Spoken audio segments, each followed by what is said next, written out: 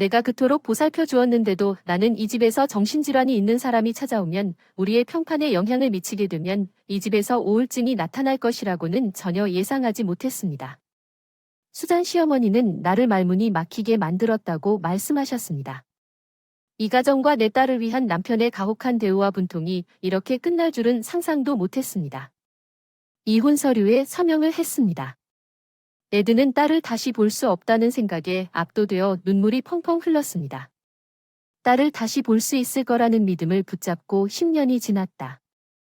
나는 새로운 환경에 적응하기 시작했고 과거에서 벗어나기 시작했다. 그러던 어느 날 미용실에 한 여자가 들어와 우아한 태도와 친절하고 예의 바르게 일을 해주었다. 잊을 수 없는 말투였다. 그날 나를 집에서 쫓아낸 사람이 바로 수잔이었다는 걸 깨달았지만 이번에는 수잔이 무슨 일이 있었는지 궁금해하기 전과는 전혀 다른 후회가 가득한 얼굴로 나를 똑바로 쳐다보았다. 수전은 내 이름이 세러라고 말하기 시작했습니다. 저는 45세로 미용실에서 일하고 있습니다. 주변에 직업 학교와 고등학교가 많기 때문에 젊은 고객이 많기 때문에 아마도 다른 헤어 스타일리스트들이 저보다 나이가 적은 것 같습니다. 아래쪽이지만 많은 고객과 교류하는 것은 비록 적은 수입으로 검소한 삶을 산다는 의미라도 소중히 여기는 것입니다. 마지막 고객이 떠나고 동료들이 즐겁게 모여 수다를 떨더라도 개의치 않습니다. 나는 빨리 일을 마치는 것처럼 직장을 떠납니다. 오늘은 수고한 일에서 벗어나 가볍게 고개를 끄덕이며 짧게 작별 인사를 한다. 저 멀리서 나를 향한 듯한 웃음이 진짜라는 걸 느낄 수밖에 없다. 열심히 일하는 20대에 비웃는 것도 이해가 되지만 나는 40대다. 내가 존경하는 사람과 같은 직업을 갖고 있다는 사실에 감사한다. 비록 후배들에게 가려져도 나는 언제나처럼 낙담하지 않을 것이다. 나는 같은 시간에 슈퍼마켓으로 달려가 미리 만들어진 음식을 사고 집으로 간다. 내 일상이 되어버려서 친구도 없고 의지할 부모 친척도 없어 여전히 일상에 불만을 느껴본 적은 없지만 가끔씩 소중한 내 아이 생각에 마음이 아팠던 기억은 모두 즐겁지 않아 대부분은 괴롭고 괴로웠지만 아이를 갖는다는 것만으로도 행복했다. 어릴 때 부모에게 버림받고 내 상황을 이해할 수 있을 때까지 고아원에 맡겨졌다. 무슨 일인지도 모르고 위탁 부모에게 맡겨졌다. 친부모님은 그전까지는 막연한 삶을 사시는 것 같았지만 친절하고 자상하신 양부모님께서 저를 친딸로 키우셨고 그 지역에 몇 안 되는 미용실을 운영하셨고 헤어스타일리스트로 지역 주민들에게 사랑받는 헤어스타일리스트로 최근 많은 고객들이 방문하고 계셨습니다. 양아버지 찰스가 머리를 자르게 하여 밝은 미소로 하루를 밝게 해주는 것을 보는 것은 무엇보다 소중했습니다. 아버지는 부모님에게서도 알지 못했던 인간관계의 따뜻함을 가르쳐 주셨고 점차 많은 사람들이 존경하는 미용사가 되고자 했습니다. 차얼즈와 같은 사람들 시간이 흐르고 나는 차얼즈의 발자취를 따르고 있다는 사실에 감격하여 뷰티 스쿨에 갔습니다. 차얼즈가 활짝 웃으며 순간 승인의 고개를 끄덕이면서 내 딸이 같은 길을 선택했다는 것이 너무 행복합니다. 나는 내 위탁자를 결코 잊지 않을 것입니다. 부모님은 미용학교 시절 친부모님처럼 내 꿈을 강력히 지지해 주셨다. 열심히 공부하고 노력했다. 콘테스트에서 상도 많이 탔고 졸업 후에는 시내 미용실에 취직까지 했다. 내가 일을 시작했을 때 부모님이 기뻐하셨다. 도시에서 일한 지 1년 반이 되어서야 일에 익숙해졌고 특별히 저를 찾는 단골 고객도 생기기 시작했습니다. 저는 찰스 같은 헤어 스타일리스트가 되는 것을 목표로 매일 부지런히 연습했고 그때쯤에는 어느 정도 능숙해졌습니다. 혼자서 머리 자르고 스타일링하던 수잔 단골 손님이 자신의 아들 수잔을 만나자고 하더군요. 엘레강스로 알려진 그녀는 2주에 한 번씩 헤어컷과 스타일링 세션을 예약해온 헤어 스타일리스트들 사이에서 눈에 띄는 고객이었습니다. 일을 시작할 때부터 저를 스타일리스트로 선택해 주셨는데요. 명확하고 때론 엄격한 말투로 유명하신 분들이 많았는데 저보다 먼저 손을 바꾼 헤어 스타일리스트가 많았는데 특히 20대 아들이니까 저랑 얘기하는 걸 좋아하는 것 같았어요. 그러나 결혼할 상대를 찾을 수 없었습니다. 그녀는 아들을 곧 결혼시킬 것에 대해 스트레스를 받는 듯 한숨을 쉬었습니다. 그러나 호환성 문제로 모든 시합이 실패하는 것 같았습니다. 수전은 이미 결혼하여 수전의 무역회사에 참여하고 있는 큰 아들과 새 아들을 두었습니다. 둘째 아들은 대기업에 다니면서 사람을 만났고 이미 약혼했지만 막내 아들은 아직 미혼이고 집에서 살고 있다. 고등학교와 대학교를 다녔지만 취업 시험에 떨어져 취업을 하지 못했다. 이 실패가 그에게 큰 영향을 미쳤다. 집에 있는 시간이 늘어나고 이제 수전이 그를 지원하고 있습니다. 그는 어린 시절부터 항상 약했고 지속적인 보살핌이 필요합니다. 그는 나아지면 일하겠다고 말했습니다. 그녀가 찾고 있던 아들이 집에 혼자 있는 것에 대해 그녀가 걱정을 표현했다고 생각하십니까? 그를 지지할 사람이 있지만 적합한 사람을 찾는 것이 어려웠지만 나는 결혼할 계획이 없었고 관계를 시작하려는 욕구조차 없었습니다. 그녀의 아들을 만나는 것은 나에게 무의미해 보였습니다. 나는 주제를 피하려고 대화를 무시했지만 수전이 미용실을 방문할 때마다 그녀는 막내 아들을 데려와 내가 거절하기 어렵게 만들려고 결국 나는 그를 만나기로 동의했고 수전의 집은 긴장된 기대를 가지고 만남의 장소로 선택되었습니다. 나는 주어진 주소에 도착하자마자 그녀가 나에게 준 주소로 향했습니다.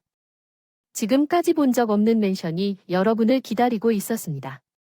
들어와 주세요. 수자는 저를 환영하며 그 맨션이 부유한 무역상 후손의 소유라고 밝혔습니다. 저는 수잔이 그런 대저택에 산다고는 상상도 못했고 재미있어 보였습니다. 어른 2명이 나란히 편안하게 걸을 수 있을 만큼 넓은 복도가 있는 저택의 내부에 들어서자 깜짝 놀랐고 경외감에 멈췄습니다. 생생한 색상으로 장식된 방, 특히 붉은 꽃으로 장식된 드레스가 흥미를 끌었습니다. 나는 드레스에 감탄하기 위해 잠시 멈췄고 수전은 내 관심을 알아차리고 드레스가 이 집에서 여러 세대에 걸쳐 전해 내려왔다고 지적했습니다. 그녀는 드레스를 다정하게 살펴본 다음 잘생긴 남자가 있는 방으로 나를 안내했습니다. 우리의 눈이 마주쳤지만 그는 빨리 그의 태도는 다소 냉담해 보였습니다. 이것은 데이비드 수잔의 아들이었습니다. 나는 초조하게 대화를 시작하려고 방에 들어갔습니다.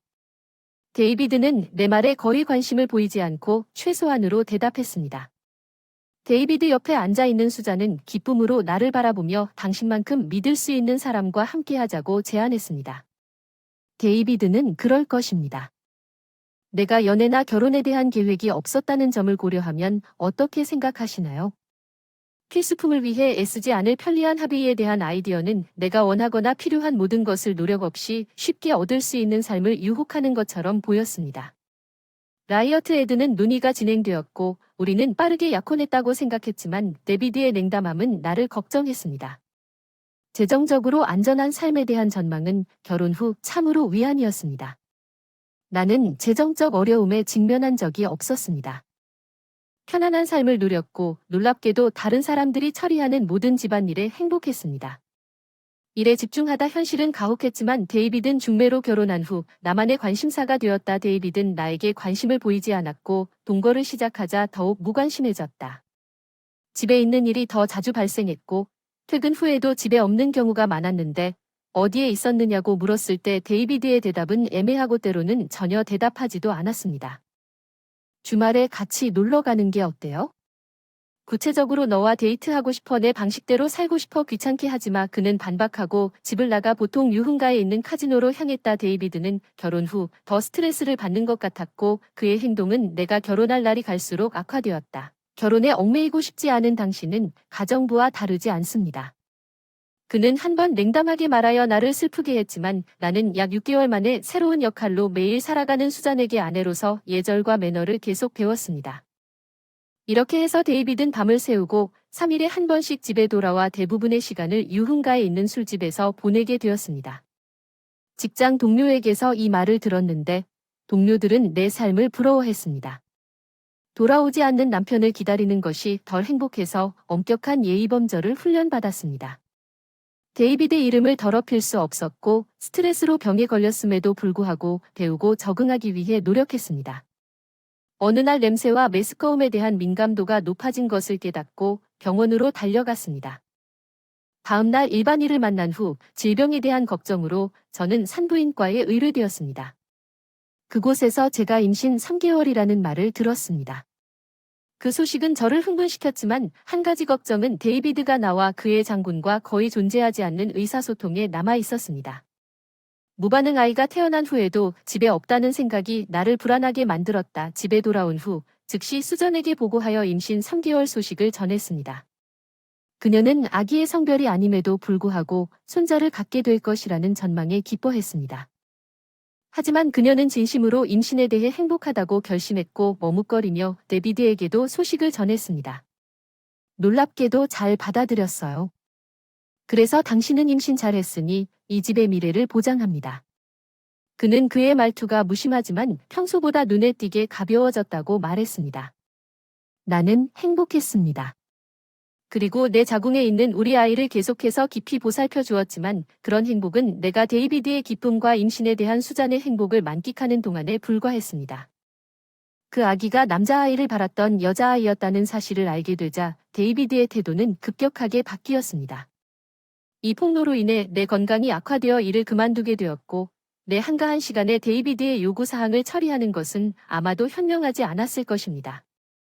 그가 더 많은 제약을 느끼고 재정적 안정에도 불구하고 나에게 더욱 가혹해졌습니다.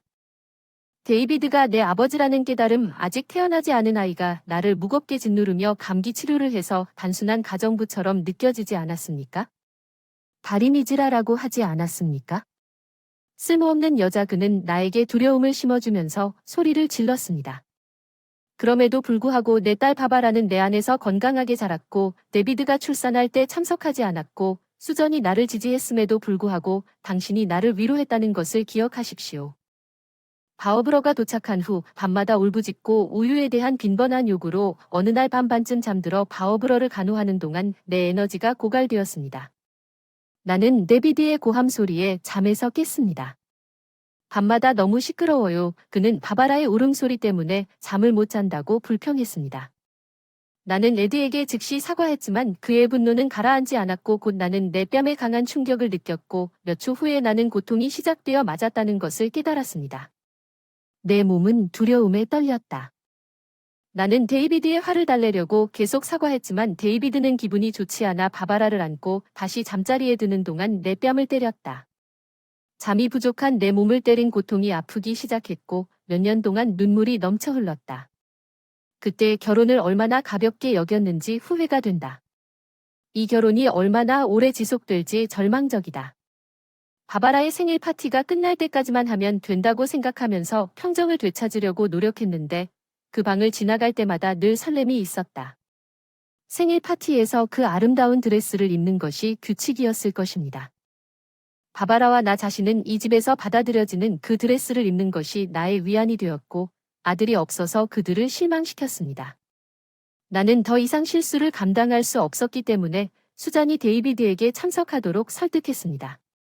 그날부터 생일 파티에서 나는 가사 일에 더 집중하기로 결정했지만 내 결심은 나를 향한 데이비드의 가혹한 대우와 우리 아이에 대한 점점 커지는 적대감을 바꾸지 못했습니다. 왜 당신은 여자여야 했나요? 쓸모없는 여자는 쓸모가 없습니다. 나 미안해. 제발 바바라를 꺼내지 말아줘. 바바라를 보호하기 위해 데이비드의 폭력을 참아달라고 애원했어. 이게 3년 동안 계속됐어. 바바라의 세 번째 생일 전날 쓰러진 건 여느 때와 다름없는 날이었어. 육아는 큰 타격을 입었고 바바라와 놀다가 의식을 잃었습니다. 수잔은 즉시 알아채고 구급차를 불러 나를 병원으로 데려갔습니다. 그곳에서 나는 과로 진단을 받았습니다. 집에 스트레스가 있는지 물었을 때 데이비드의 폭력을 회상하면서 내가 도달했다는 것을 깨달았습니다. 나의 한길 사랑하는 딸을 남겨두고 바바라의 생일 축하도 못한 채 입원했다. 수잔이 방문하는 동안 잘 지내는지 반복해서 물었고 수잔의 긍정적인 반응에 안심했다. 딸을 보고 싶었고 조기 퇴원을 바랐지만 그 집에 돌아갈 생각에 또 겁이 났다. 의사는 내 몸에 난 멍을 보고 뭔가 의심한 듯 우울증 치료를 위해 입원을 2개월 연장하기로 결정했고 결국 길고 지루한 입원을 하게 됐다. 집으로 돌아가기 위해 나는 외로움과 불안을 안고 혼자 병원에 계속 머물렀다. 데비드는 내 입원에 무관심한 것처럼 보였고 수전의 방문이 내가 가진 유일한 위로라고 생각한 적이 한 번도 없었지만 어느 날 착각했습니다. 수전이 평소처럼 과일과 과자를 가지고 왔습니다. 바바라에 대한 나의 평소 질문에 그녀는 깊은 한숨을 쉬며 종이 한 장을 꺼냈다. 그것은 데이비드의 이름이 이미 기재된 이혼 신청서였다. 내가 물은 그런 것을 왜 가져오느냐고 수잔이 진지한 얼굴로 나에게 이혼 서류를 건네자 어리둥절했다. 신청하고 깊은 한숨을 내쉬었습니다. 제가 그렇게 돌봐주었는데도 이 집 사람이 우울증에 걸릴 거라고는 전혀 생각하지 못했습니다. 그녀는 저를 충격에 빠뜨렸다고 말했습니다. 저는 그녀가 왜 그런 말을 하는지 이해할 수 없었습니다. 저는 데이비드에게 폭력을 견디고 모든 것을 따랐습니다. 모든 것을 담고 있는 하원의 규칙 그리고 이것이 내가 보상받은 방법입니다. 실수가 아닌가요? 라고 말해주세요. 그녀가 펜을 나에게 밀면서 서명할 때 천천히 고개를 저으며 간청했습니다. 그녀는 나를 말문이 막히게 하라고 엄하게 요구했지만 나는 생각했습니다. 내 딸 바바라에 대해 바바라는 어떻냐고 물었더니 수잔이 믿을 수 없는 대답을 했습니다. 우리가 그 아이를 잘 보살펴 주겠습니다. 우리는 그녀를 당신처럼 정신적으로 아픈 사람에게 맡길 수 없습니다. 그녀는 수잔의 위압적인 시선에 압도되어 내 얼굴에서 차갑게 핏기를 빼내며 말했습니다. 나는 수잔이 바바라를 다시는 볼 수 없게 하겠다고 이혼 신청서에 서명했습니다. 신청서를 들고 병실을 떠났습니다. 나에게 남은 것은 아파트와 딸의 사진뿐이었습니다. 나는 결코 볼 수 없는 딸을 생각하며 끝없이 울었습니다. 병원에서 2달을 보낸 후 다시 처음으로 집도 없이 밖으로 나갔고 수잔이 마련한 아파트로 향했습니다. 미래에 대한 생각은 혼자 사는 것이 벅차고 직장에 복귀하는 것은 낯선 환경으로 인해 엄청난 스트레스를 받았고 의사소통이 잘 안 되는 것은 데이비드의 폭력 때문일지도 모른다는 것을 깨달은 아이러니에 웃지 않을 수 없었다. 점점 사람을 피하게 되었고 몇 년이 지나 마침내 지금의 직장에 정착하고 예전처럼 사람들과 교류하는 데 익숙해졌다. 어느 날 점심시간을 가지려고 했을 때 막바지 약속을 받았습니다. 평소라면 이미 휴식 중이었을 텐데 대신 머리를 깎기 위해 준비하기로 했습니다. 그 고객은 우아한 백발의 여성분이셨다고 하더군요. 클라이언트 저는 친숙함을 느꼈지만 컷을 준비하는 동안 눈을 마주치면서 그녀를 놓을 수 없었습니다. 주름이 몇 개 더 있음에도 불구하고 유일한 사람은 수잔뿐이었습니다. 그 모든 기억을 되살리는 것은 부인할 수 없는 그녀였습니다. 소름이 돋는다 모른 척하고 머리를 깎았다. 이후에 어디 가니? 나는 초조함을 감추려고 했으며 물었다. 수잔은 후회가 가득한 얼굴로 주머니에서 사진을 꺼냈다. 내일 손녀랑 사진 찍을 건데 손녀 사진 한번 볼래? 손녀가 나한테 사진을 건넸다고 하더군요. 놀랍게도 젊은 여성의 사진이 찍혔는데 그 사진에서 그 손녀가 입고 있는 드레스가 저와 똑같았어요. 바바라가 아직 어렸을 때 입었던 생일 파티에 입었던 드레스 잠깐 이 드레스 아름다운 빨간 드레스에 감탄했어요. 그 멋진 드레스를 입었던 나를 잊을 수가 없어요. 추억이 넘쳐 소중한 딸을 안고 사진을 찍던 날 나는 수잔에게 돌아섰습니다. 말없이 고개를 끄덕이고 눈물이 가득한 그녀의 눈 나는 그제서야 사진 속의 여자가 바바라로 성장했다는 것을 알았다. 깜짝 놀랐다. 수잔이 어렸을 때 바바라와 나를 헤어지게 한 것에 대해 깊이 사과하는 것을 들었습니다. 나는 바바라에 대해 더 알고 싶었습니다. 우리는 퇴근 후에 만나기로 했습니다. 수잔은 내가 끝날 때까지 조용히 기다렸고 우리는 근처 커피숍으로 가서 10여 년 만에 처음으로 이야기를 나눴습니다. 수잔은 이혼 후에는 데비드가 나를 출구로 잃는 더 자유롭게 행동하도록 이끄는 데비드의 변덕을 막을 수 없다고 밝혔습니다. 그의 좌절감 때문에 그는 심지어 자신의 분노를 바워브러에게로 향하게 하여 수잔이 그와의 관계를 끊도록 유도했습니다. 그 이후로 항상 데비드를 지원해온 수잔에게서 이 말을 듣고 충격을 받았습니다. 수잔은 그녀에게 모든 것을 제공하려고 노력하는 바워브러의 어머니 역할을 맡았습니다. 바워브러는 모든 물질적 제한을 거부했습니다. 모든 것이 있지만 부모는 없습니다. 바워브러는 슬프게도 수잔이 다른 사람을 제한하는 것을 포함하여 자신의 실수를 깨닫게 했다고 말했습니다. 자유부모님을 모두 잃은 바워브러에 대한 생각 수잔은 모든 것에 대해 사과하기 위해 나를 찾았습니다. 10년이 지나고 바워브러는 20세가 되었습니다. 그땐 내가 틀렸어. 너무 미안해. 내가 얼마나 바바라에게 상처를 입혔는지 깨닫지 못했고 수잔은 서로의 잘못을 인정하고 서로의 관점을 보지 못한 것에 대해 후회했다. 데비드에게 맞서는 나 또한 바워브러를 수잔의 안녕을 고려하지 않고 그녀의 보살핌에 맡긴 것에 대한 실패도 있었습니다. 나는 바워브러를 그렇게 보살펴서 키워준 수잔에게 감사했습니다. 사진은 나를 찾고자 하는 바워브러의 바람에 대한 수잔의 생각 방식임을 보여주었습니다. 대신 딸 바바라와의 재회를 가능하게 한 것은 수잔의 주도였으나 수잔 바바라도 내가 두고 온 옷을 소중히 여기고 나를 찾아 헤매던 엄마는 나를 버리고 가버려두나 어릴 때부터 외로웠던 그루다는 그녀를 만나고 싶어 했다. 어른이 된 엄마 수잔은 바바라 앞에서 나에 대해 이야기하는 것을 피했지만 바바라의 요청에 따라 생일 파티 사진을 보여주고 내 얼굴을 공개하기로 결정했습니다. 바바라가 나를 찾기 위해 그렇게 애썼다는 것을 알았을 때 그 당시 가슴이 아팠습니다. 제 자신의 문제로 사랑을 제대로 전하지 못하는 고민이 늘 마음속에 있었는데 어느덧 어른이 된 소중한 딸의 사진을 보고 눈물이 핑 돌았습니다. 다음날 점심시간에 수잔이 갑자기 걱정스러운 전화를 걸어왔습니다. 무슨 일이 있었는지 대신에 나는 전날 수잔이 했던 말을 떠올리며 어떤 장소로 오라는 말을 듣고 급히 동료들 손에 퇴근하고 지정된 장소로 향했다. 그곳은 파티 장소였다. 나는 도착했다. 안의 군중을 살피며 앞으로 나아갔다. 그리고 덜 붐비는 벽 옆에서 수잔 옆에 다른 여자가 있는 것을 발견했습니다. 나는 즉시 그것이 내 딸이라는 것을 알았습니다. 바바라, 엄마 바바라는 놀라움을 숨길 수 없었습니다. 나를 보자마자 아른 그녀의 흐트러진 드레스에 신경 쓰지 않고 그녀의 얼굴에서 눈물이 흘러내렸습니다. 화장은 아름답게 화장한 바바라의 얼굴에 눈물을 흘리며 그녀가 나에게 달라붙을 때 그녀를 꼭 안아주었다. 내가 기억하는 작은 몸은 거의 내 키만큼 자랐다. 내 팔에 바바라의 성장이 내 눈에서도 눈물을 흘렸다. 나는 항상 당신을 보고 싶었습니다.